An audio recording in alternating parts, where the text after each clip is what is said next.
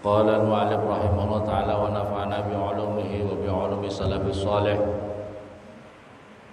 fid dini wa fid dharain amin ya rabbal alamin. Al-Fatiha. Alhamdulillah rabbil alamin. Bismillahirrahmanirrahim. Wa amma sunanu, dan utawi sunnah-sunnahnya puasa, fasitun, maka itu ada 6. Sunnah-sunnahnya puasa itu ada 6. Yang pertama, takhirus sahuri, itu mengakhirkan sahur. Jadi salah satu sunnahnya, kalau sahur itu agak akhir-akhir. Jangan jam 12 sudah sahur, jam 1. Kalau bisa pokoknya jam-jam setengah 4, jam 4 ya. Sebab apa?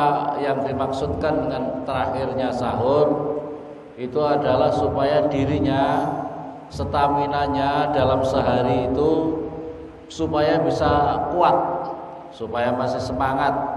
Jangan kelihatan loyo-loyo, sehingga orang puasa tetap produktif. Puasa tapi tetap produktif. Jangan merasa kayak kelaparan, kehausan banget itu. Tapi kita masih semangat. Ini salah satu hikmahnya untuk mengakhirkan sahur seperti itu. Wa ta'jilul fitri, yang berikutnya lagi, sunnahnya lagi adalah menyegerakan untuk berbuka. Jadi yang kedua adalah berbuka, disegerakan untuk berbuka. Jangan dibikin lama-lama berbuka. Oh, saya masih kuat, sudah berbuka, sudah adzan maghrib, tapi tidak mau minum, tidak mau makan. Nanti saya mau makan minum ketika setelah habis sholat taraweh, atau nanti kalau itu tidak, ya disunnahkan supaya ini kita segera untuk apa itu berbuka. Sunnahkan lagi bitamari, dengan kurma. Kalau pilihannya awil ma'i atau air. Nah, air atau kurma, minimal air. Kurmanya ganti bakwan. Nah, karena kurma ya. Qabla sholati, sebelum sholat. Qabla sholati, sebelum. Yang berikutnya lagi watarkus siwaki, dan meninggalkan pakai siwak. Watarkus siwaki, dan meninggalkan pakai siwak qabla zawali, setelah tergelincirnya matahari. Jadi pakai siwak atau pakai sikatan ini disunahkan. Jadi kalau matahari dari timur itu sudah tergelincir, itu artinya matahari sudah di tengah-tengah. Matahari pas di tengah-tengah, ini kalau sudah tergelincir ke arah barat, itu namanya waktu zawal, waktu setelah zawal. Nah, tidak usah siwakan lagi, tidak usah sikatan. Sampai sore tidak usah sikatan. Bau atyab indallahi minal misik, lebih harum di sisi Allah daripada minyak misik. Artinya dari sisi hakikatnya, paham ya? Kalau di bawah itu boleh, habis subuh siwakan, sikatan, tidak apa-apa.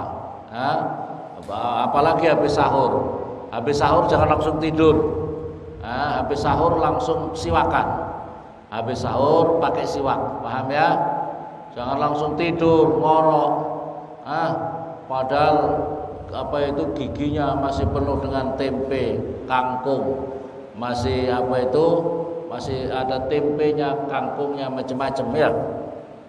Paham apa paham?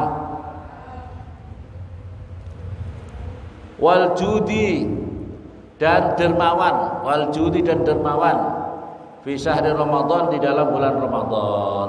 Jadi kalau di dalam bulan Ramadan itu jadilah orang yang dermawan. Orang yang dermawan. Bulan Ramadan ini bulan yang penuh dengan berkah. Amalan-amalan kamu dilipat gandakan oleh Allah Subhanahu wa taala. Maka jadilah orang yang dermawan. Orang yang dermawan itu dicintai Allah, dijauhkan dari neraka. Orang yang bakhil itu dibenci Allah, didekatkan ke neraka. Paham? Seorang bakhil itu serepot kabeh. Orang bakhil itu repot. Ya. Paham apa paham? Jadi jangan jadi orang bakhil. Jangan jadi orang cerita. Nah, ini ada cerita.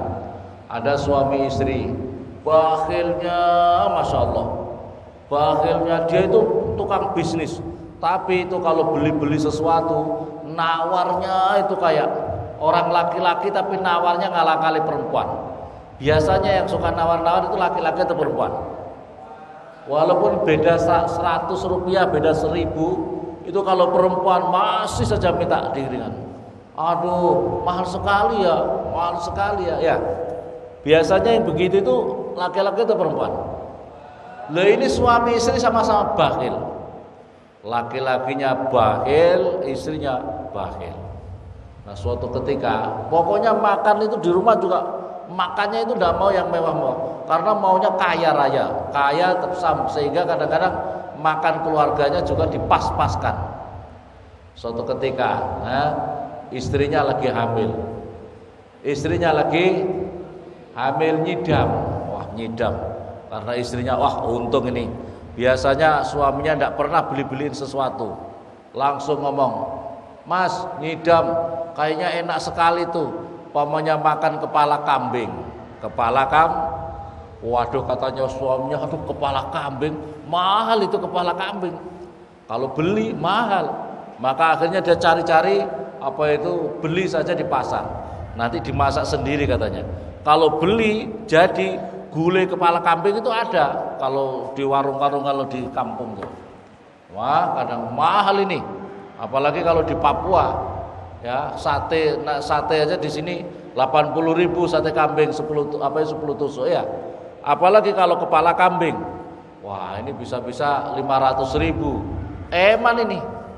Eman. Maka akhirnya dia cari yang mentah di pasar, barangkali dapat. Cari orang sentani, carinya di kepala kambing, di pemotong di sentani. Harganya berapa? Aduh, harganya 300.000. Aduh, mahal sekali. Loh, kalau kamu ingin murah sana ke AB sana. Oh iya Kak, di AB lebih murah. Kayaknya lebih kurang sedikit di sana, mungkin kurang lebih 275.000. Wah, untung 25.000. Dasar orang bakhil ya. Sama di sana dibilang kok mahal ya? Pokoknya kok mahal sekali. Kalau kamu ingin murah sana, orang piara kambing banyak di Arso sana. Oh iya, kalau di Arso murah kah? Murah.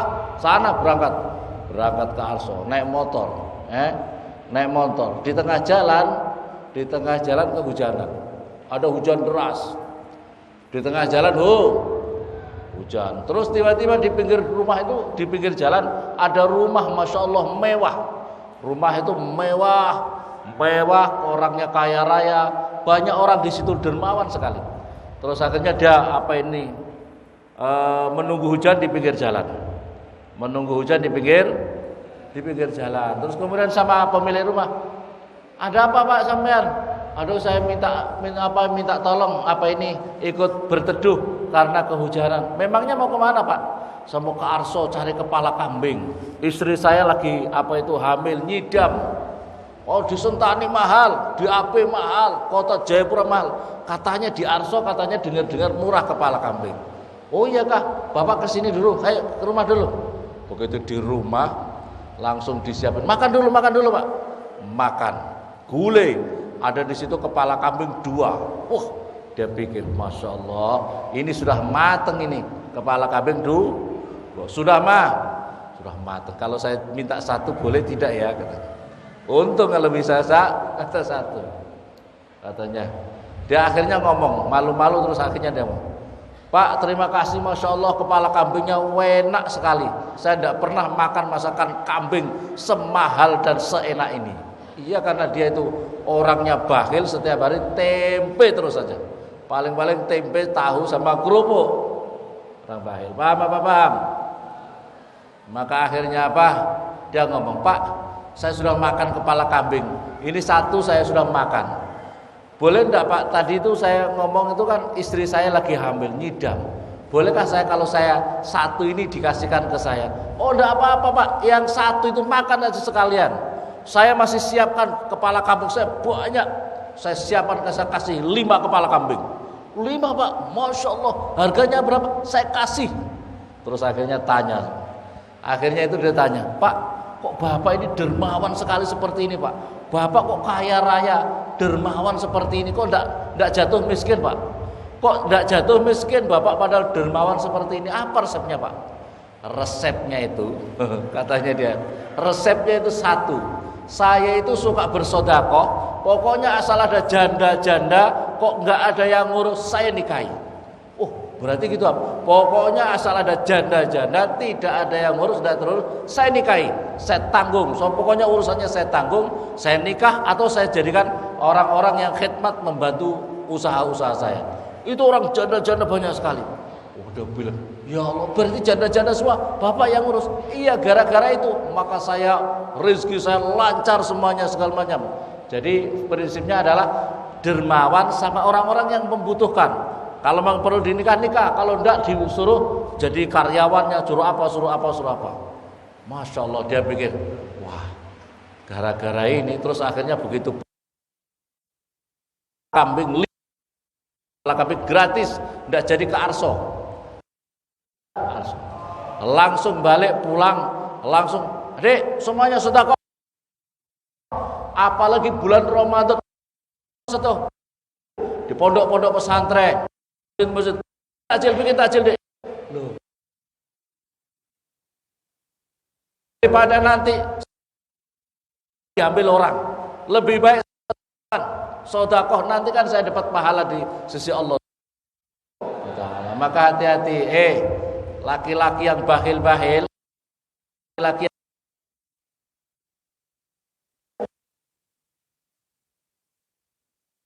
kamu menjadi rebutan orang lain. Sebelum itu, harta hakikatnya adalah yang kau infakkan. Itu yang kau merasakan nanti di alam barzah. Jangan jadi orang bakhil. Bakhil itu dibenci apa itu di Allah jangan jadi orang bakhil, apalagi saya ini tidak punya, bagaimana saya ini bisa bantu apa? Kalau memang kamu tidak punya sama sekali, walaupun kamu seteguk air kasih teman, seteguk air. Maka kadang-kadang ini pentingnya maklumat, pengumuman.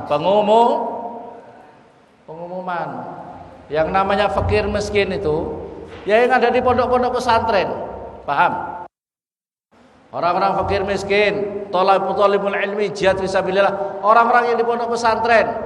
Kadang-kadang ini orang-orang yang mengumpulkan zakat. Ini kadang-kadang tidak ngurus ini. Yang dicari orang miskin itu yang mana?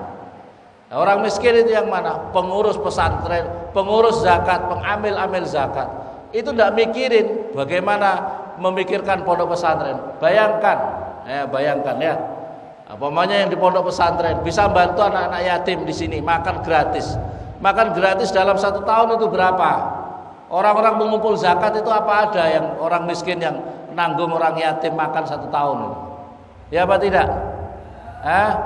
Begini ini tidak paham orang-orang yang ngumpulin zakat. Zakat itu tuh apa? Fakir miskin yang paling utama, apalagi fakir miskin yang soleh, dan yang itu adalah anak-anak yang di pondok. Tidak harus yang yatim, orang-orang yang di pondok pesantren. Makan di pondok pesantren bayar 100.000.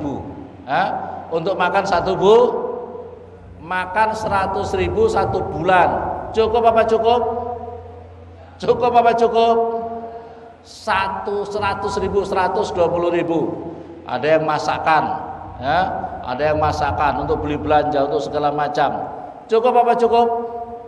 Tidak cukup. Begitu tuh apa paham orang-orang yang mengumpulkan zakat? Hal-hal yang kayak gini ini tidak terdeteksi oleh orang-orang yang ambil zakat. Paham apa paham? Pengurus zakat Tidak pernah ngurusi orang-orang yang benar-benar pondok pesantren di Sentani berapa banyak. Pernah dibantu oleh orang-orang apa itu yang pengumpul zakat begitu tuh. Pernah apa pernah? Makanya hati-hati ya ngumpulin zakat. Sama saya sama Syekhina Maimun Juwad. Kalau zakat fitrah itu sangat dianjurkan kalau pas di malam hari raya Idul Fitri. Kalau zakat zakat mal, infak sedekah boleh sebelum zakat malam Idul Fitri. Itu yang paling utama malam Idul Fitri. Fi syahr Ramadan. Wal jud fi syahr Ramadan 5 karena perkara sabaqah telah lewat min fadhaili dari keutamaan-keutamaannya dermawan. Fi zakati di dalam masalah zakat. Wa mudarasatul Quran. Yang berikutnya kesunahan lagi adalah deres Al-Quran. Punya rutinitas deres artinya membaca Al-Quran, tadarrus Al-Quran di dalam bulan suci Ramadan ini. Karena Al-Quran itu di dalam keterangan khairukum man ta'allamal Quran wa 'allamahu. Sebaik-baiknya kalian kata Rasulullah adalah yang mau belajar Al-Quran dan mengajarkan Al-Quran. Ini hadis Rasulullah. Kamu tahu orang yang paling terbaik menurut Rasulullah di dunia ini? Siapakah orang yang terbaik menurut Allah, menurut Rasulullah di dunia ini? Yang terbaik adalah yang mau belajar Al-Quran dan mengajarkan Al-Quran. Paham apa paham? Ma min waqala Nabi sallallahu alaihi wasallam, ma min syafin afdal manzilatan indallahi yaumil qiyamah minal Quran. Tidak ada syafaat yang paling utama nanti di akhirat, di sisi Allah nanti di akhirat dari kiamat daripada Al-Quran. La nabiin wala malak. Tidak nabi juga tidak seorang malaikat. Wala ghairima. Wa qala Nabi sallallahu alaihi wasallam, afdalu ibadati ummati qiraatul Quran. Keutamaan yang paling utama daripada ibadahnya umatku adalah membaca Al-Quran. Maka karena Imam Mazhab, Imam Hanafi, Imam Malik, Imam Syafi'i, Imam Ahmad bin Hanbal itu punya rutinitas itu khusus Ramadan. Khusus Ramadan itu menghatamkan dalam sehari semalam 2 kali. Semalam 1 kali 30 juz, siang harinya 30 juz. Itu para Imam Mazhab. Ada yang kemudian imam-imam berkata sehari semalam 1 kali. Kalau kalian berapa kali? Kalau kalian berapa kali dalam Ramadan? Berapa kali? Anak-anak, kalian sudah dapat berapa juz? Itu Imam Mazhab itu dalam sehari semalam 2 kali. Sepagi sampai sore pokoknya sudah selesai 1 kali hatam, malamnya 1 kali hatam. Maka oleh karena itu orang-orang menyadari tentang syafaat dan keutamaan membaca Al-Quran. Ada seorang wali Allah namanya Rabi'ah Al-Adawiyah. Rabi'ah Al-Adawiyah itu di samping beliau sudah sebelumnya membaca, tapi beliau sudah merasa agak sepuh, terus mempersiapkan kuburnya. Jadi kubur minta digalikan. Jadi kubur yang kira-kira beliau mau dimakamkan itu sudah minta digali. Beliau membaca di dalam liang kuburnya itu selama sampai 7.000 kali hataman. Jadi Rabi' Al-Adawiyah membaca Al-Quran di liang kuburnya itu 7.000 kali. Terus ada seorang Habib, Al-Habib Ahmad bin Muhammad Al-Muhdar, Sahibul Kuwairah, itu menghatamkan 8.000 kali di dalam kuburnya. Jadi beliau menghatamkan Al-Quran di dalam kuburnya 8.000 kali. Ditanya orang-orang, wahai abahku, orang-orang mencari abah, tapi abah selalu di kuburan. Kalau tanya abah di mana? Di kuburan. Maksudnya membaca Al-Quran di kuburan terus sampai berhari-hari. Jawabnya beliau, saya malu kalah dengan seorang perempuan. Rabi'ah Al-Adawiyah menghatamkan Al-Quran di kuburan 7.000 kali. Masa saya laki-laki kalah dengan perempuan? Maka akhirnya beliau menghatamkan 8.000 kali hatam Al-Quran di dalam kuburannya. Masya Allah. Setelah itu baru beliau siap untuk dipanggil oleh Allah, siap untuk wafat dipanggil oleh Allah Subhanahu wa ta'ala. Al-Habib Ahmad bin Muhammad Al-Muhdar. Itulah saking pentingnya tentang Al-Quran itu.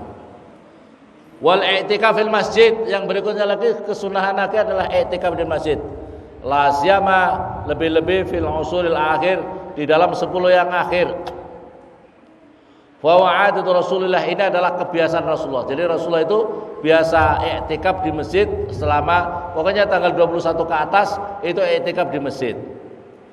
Wakana, dan ada siapa Rasul, kan ada siapa idza dakhala Rasulullah akhir, ketika masuk kepada 10 yang akhir, maka Rasulullah melipat tempat tidurnya, wasaddal mi'sar, Rasulullah mengikat bebetnya, wa wada'aba wa addaba wa adaba, beliau melakukan kepayahan dalam ibadah.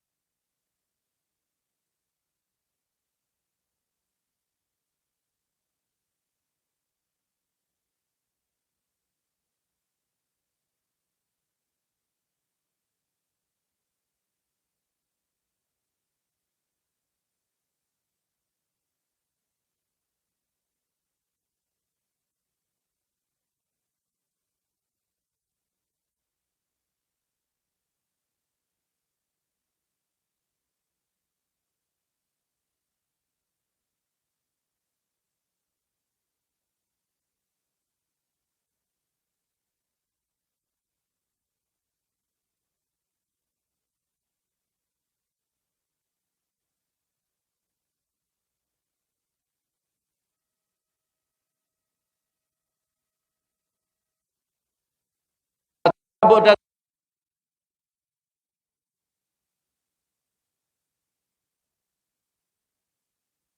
langsung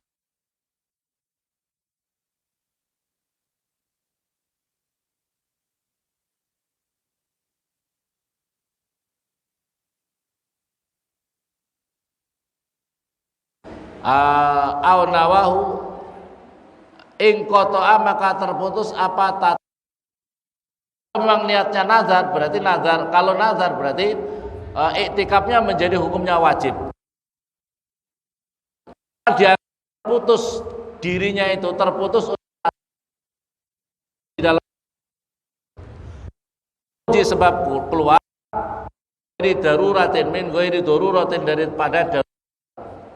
Kama sebagaimana karena la kharaja, orang li tengok. Tidak boleh i'tikafnya nazar, tidak boleh keluar sembarangan. Au syahadatin, atau menjadi saksi. Au janazatin, atau mengantarkan jenazah. Au ziyaratin, atau berziarah. Au tajdidi thaharatin, atau memperbarui bersuci. Jadi tidak usah tajdid. Kalau kamu niatnya adalah niat nazar, berarti hukumnya wajib. Kalau wudu satu kali aja, tidak usah niat diulang-ulang, ditasdid, diperbarui, tidak usah. Keluar seperti itu namanya kamu membatalkan nazar kamu, membatalkan kewajiban kamu untuk i'tikaf di dalam masjid. Wa in kharaja, dan jika keluar siapa orang liqadil hajat, untuk qadil hajat, lam yang qati. Kalau memang kebutuhannya untuk qadil hajat, ke kamar kecil, ambil wudu, ambil secukupnya, langsung balik, tidak apa-apa. Kalau memang ini seperti itu. Walahu, dan bagi orang yang bernadar ayat tawadhu, walahu, dan boleh bagi orang yang nadar ayat tawadhu, supaya wudu siapa orang fil bait, di dalam rumah, tidak apa-apa. Wala yang bagi, dan tidak seharusnya apa ya aruja, supaya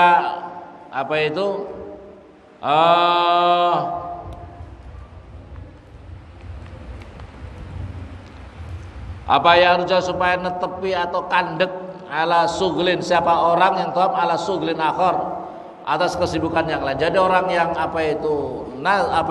i'tikaf tidak boleh dengan kesibukan yang lain. Wa kana, dan ada siapa Nabi sallallahu alaihi wasallam, la yahruju, tidak keluar siapa Nabi ila li hajatil insan, karena kebutuhan manusia. Wa la yas'alu, dan tidak bertanya siapa Nabi anil marid, daripada orang yang sakit, ilamaran, kecuali berjalan. Jadi Rasulullah ketika i'tikaf itu kalau ada orang sakit tidak usah nengok, kamu tidak usah duduk-duduk, Tidak usah duduk-duduk di tempat orang sakit itu.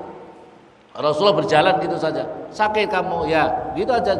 Karena kamu punya tanggungan untuk iktikaf di dalam masjid itu. Wa yaqta'u dan terputus apa tatabu, apa namanya tatabu, terus menerus iktikaf itu bil jima'i dengan jima, artinya berkumpul suami istri.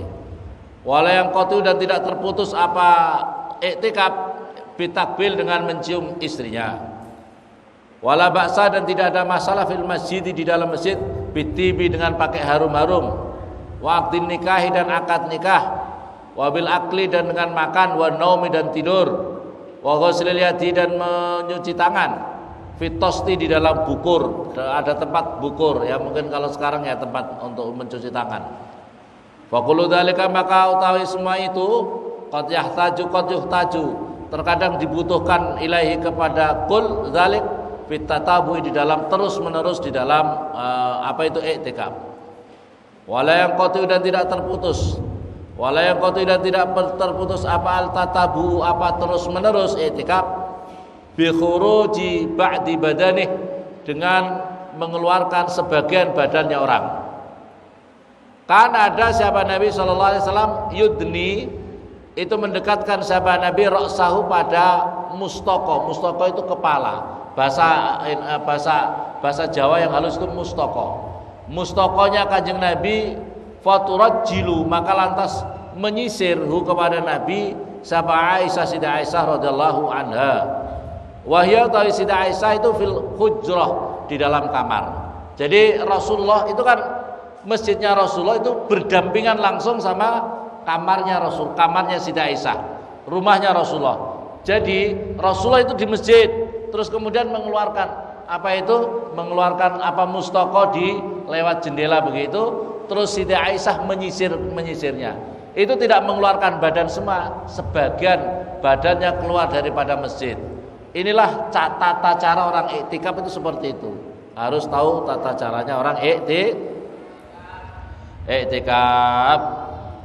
Wa mahma kharaja dan manakala keluar siapa al-mu'takib orang yang iktikaf liqadai hajati karena kebutuhan hajatnya mu'takib.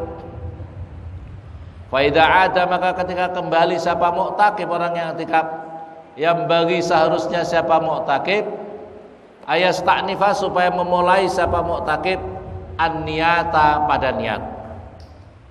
Illa idza kana kecuali jika ada siapa mu'takib qad nawa sungguh berniat siapa mu'takib awalan di dalam permulanya asrata ayamin pada 10 hari masalan umpamanya. Jadi kalau memang ada orang iktikaf, kadang orang iktikaf di masjid ya. Kemudian saya mau iktikaf selama Ramadan ini. Maka ketika keluar dia kembali, maka harus niat lagi, sebaiknya itu niat lagi. Tapi kalau dirinya sudah niat, saya niat iktikaf selama 10 hari di masjid ini, maka itu sudah boleh juga. Tapi walaupun begitu masih dianjurkan. Wal afdal diutamakan adalah wal afdal ma'adzalika beserta sudah niat tadi apa at-tajdidu niat mengulangi apa iktikaf. Jadi nawait saya niat tasdid niat saya niat apa itu dengan niat tasdidun niyah apa untuk menjalankan iktikaf di masjid ini karena Allah Subhanahu wa taala. Jadi ini masyaallah ini yang dilakukan oleh Rasulullah. Rasulullah itu melakukan seperti ini. Jadi kalau sudah tanggal 21 ke atas itu menjalankan iktikaf di masjid, jalankan ibadah di dalam masjid. Sekarang ini masya Allah repotnya ya, untuk iktikaf di masjid susah ya, kabur terus orang pada kabur, sibuk dengan urusan HP-nya, sibuk dengan urusan main-mainnya. Hati-hati, bersendagurau seolah-olah kita tidak akan mati, kita tidak akan bertanggung jawab. Nanti kamu punya teman banyak, teman grup banyak ya, teman WhatsApp kamu banyak, teman Facebook kamu banyak, kamu sibuk dengan urusan itu, tapi kamu mati nanti urusan kamu sendiri-sendiri. Betul? Orang-orang yang teman-teman Facebook kamu paling-paling innalillahi wa inna ilaihi telah meninggal, kita punya teman Facebook ya, yang paling rajin dalam Facebook. Mau nemanin kamu di kuburan?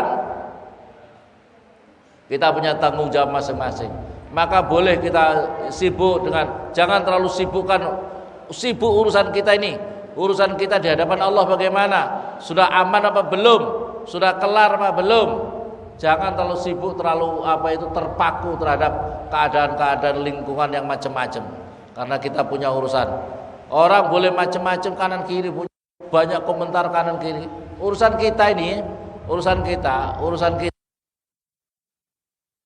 mempersiapkan kita ini di hadapan Allah. Kamar ini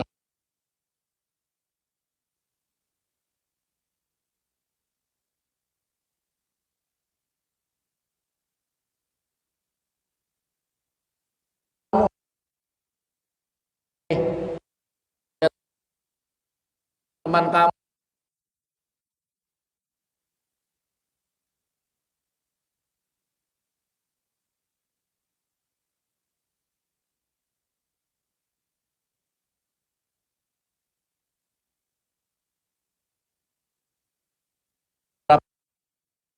sudah berapa kali kamu pahami Al-Quran. Ini yang perlu kita persiapkan. Kita dilatih oleh Allah agar supaya menjadi orang yang bertakwa.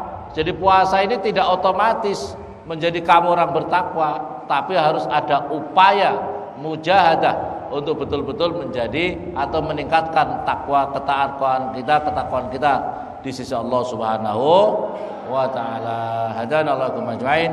Assalamualaikum warahmatullahi wabarakatuh.